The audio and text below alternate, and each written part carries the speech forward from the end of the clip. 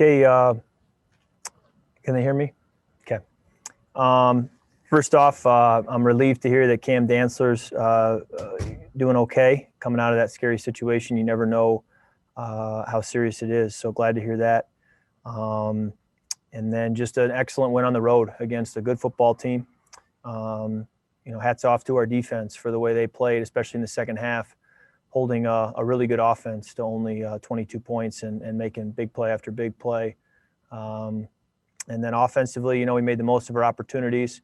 We were able to control the clock, convert their downs, be productive in the red zone. And, and then you obviously got to tip your hat to Dalvin and the effort he gave today.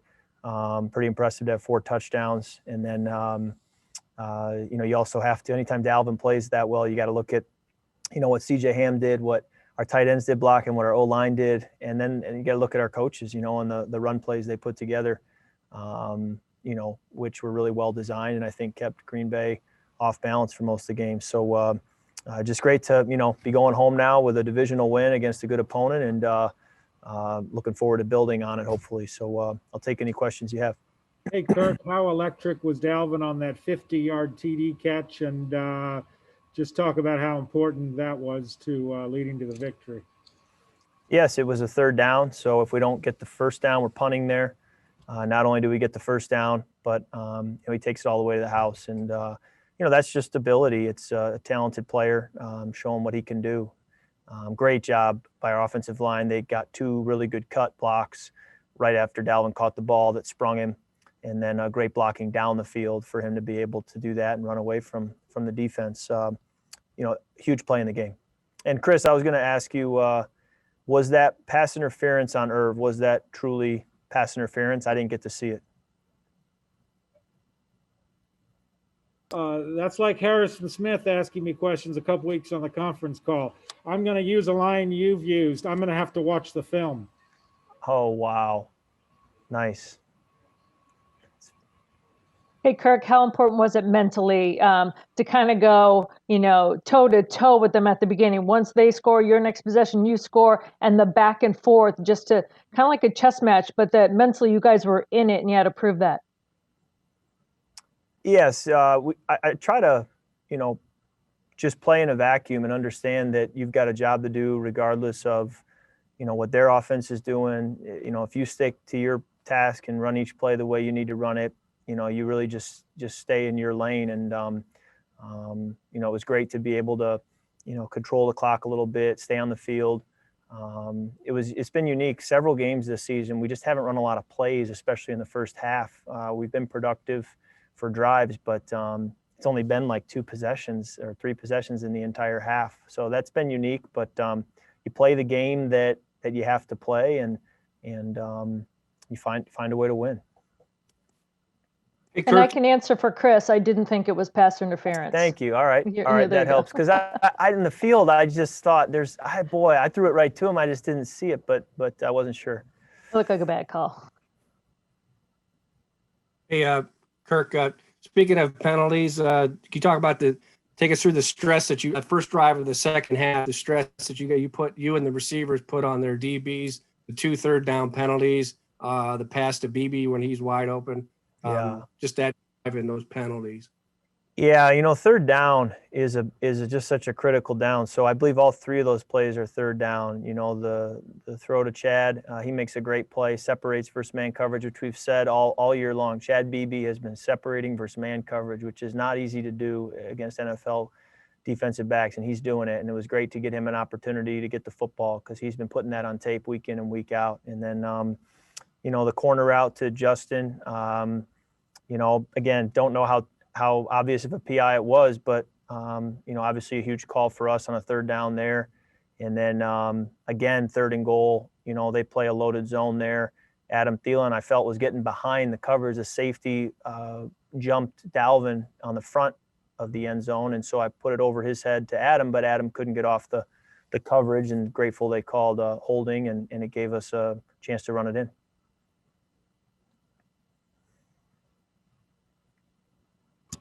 Kirk, we obviously asked you a lot in recent weeks about your interceptions and what have you.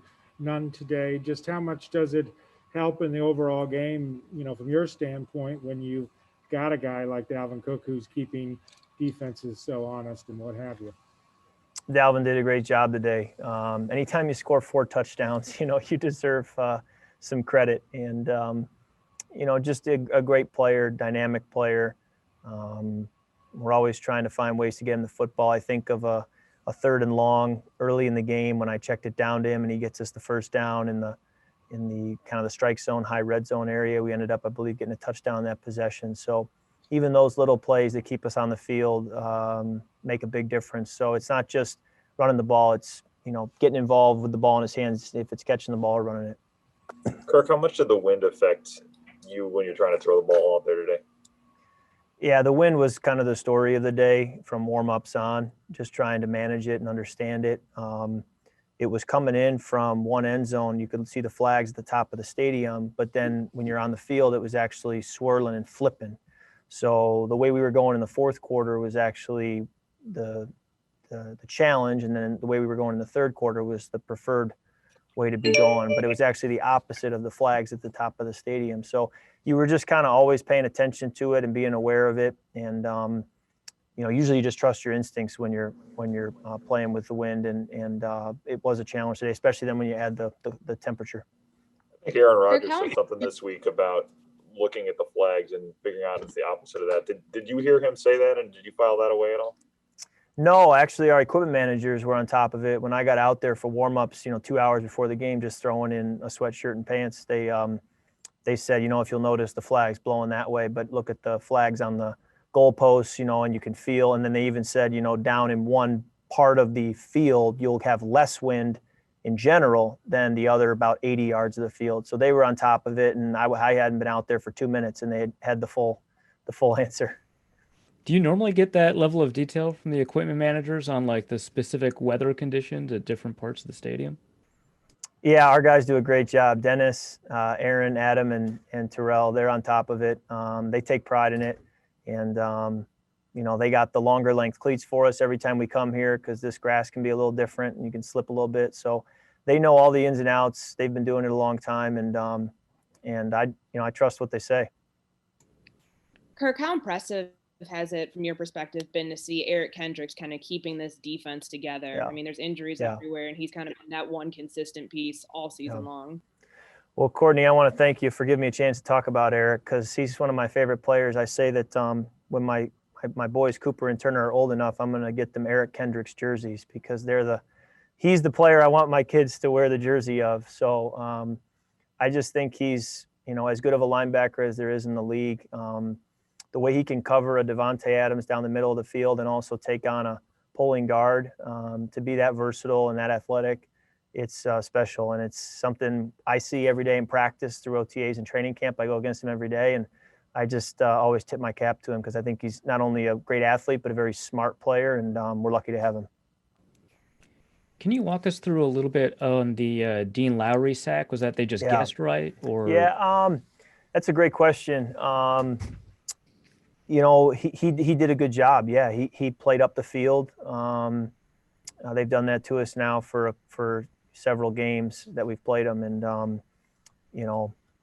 tough deal there. I'd love to be able to just throw it away when I see him there and not take the sack. That's probably the coaching point after the play, but it certainly is a tough play. The answer is, if he's going to get out of his gap like that and guess right, then we got to have a way to, come back and put him in a bind for doing that. Yeah, and you mentioned that they've done that a while now. It seems like ever since week 2 of last year, they've been crashing in on the quarterback on play action. Does that limit your play action opportunities? Yeah, we just want to be smart with that, in terms of how they're going to play it and then how we're going to respond. So we definitely take that into account.